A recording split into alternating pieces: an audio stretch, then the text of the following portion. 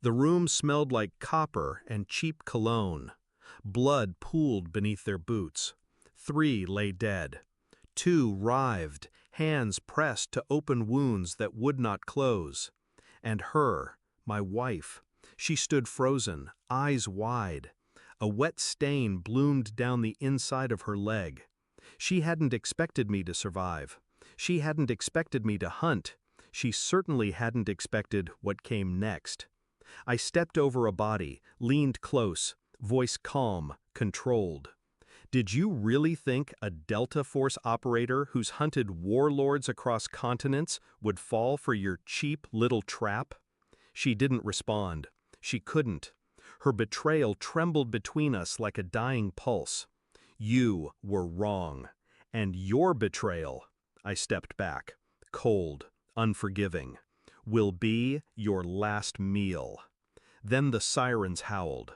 It started with her lipstick. Too much of it.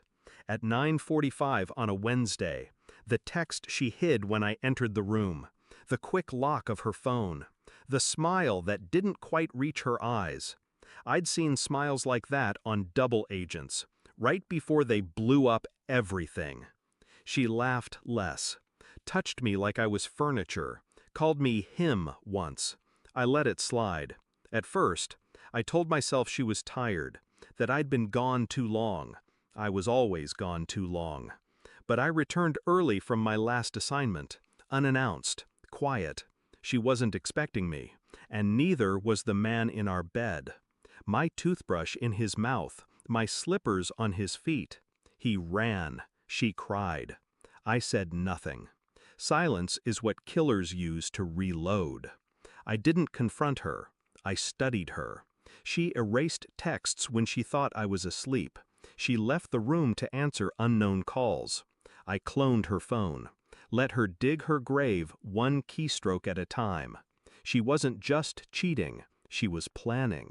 Bank withdrawals, large, frequent, fake IDs, a passport under a different name, and worse, she was speaking to people I'd once interrogated, people who knew exactly what I'd done for this country, and exactly how to hurt me.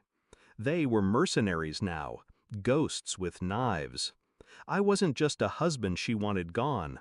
I was an obstacle she wanted eliminated. The final message came 3 days later.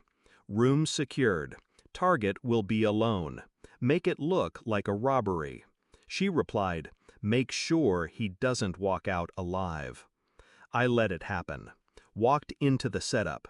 No backup, no armor, no fear. Just a wire, a lens, and a plan. They ambushed me. 3 men. 1 gun. Mine. Stolen from the safe she once begged me to install. They laughed while they beat me, put 2 bullets in my vest, patted each other on the back like it was done. She arrived 10 minutes later, didn't know I was still breathing. Did you get him? She asked. He nodded. Yeah, 2 in the gut. He's trash. Now let's get her daughter. Her daughter. Not ours. That line cut deeper than the bullets ever could. They left. I got up. Called in the signal. The room was already rigged. I invited her to dinner. She came dressed in red, same color she wore the night we met. She thought she won, that I was broken, bleeding, oblivious. But I'd already transferred the funds, already turned her messages over to federal contacts, already arranged what came next. She sat down, smiled. I slid a folder across the table. Inside, photos, messages, names, timestamps, bank accounts, a signed confession, hers, forged by her own thumbprint, courtesy of the phone clone. She opened it, went pale, stammered something that might have been a plea. I stood. I don't hit women, I said quietly, but I let consequences do the work. The door opened. 2 agents stepped in, badges visible, guns holstered.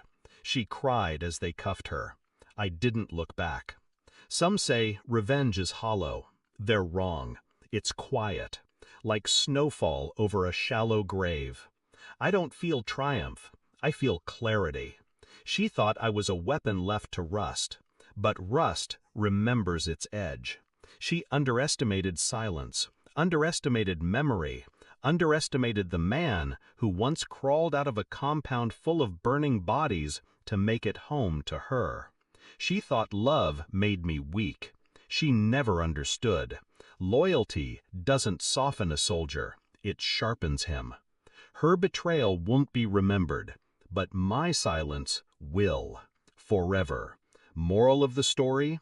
The cruel don't fear consequences until the quiet ones start keeping score.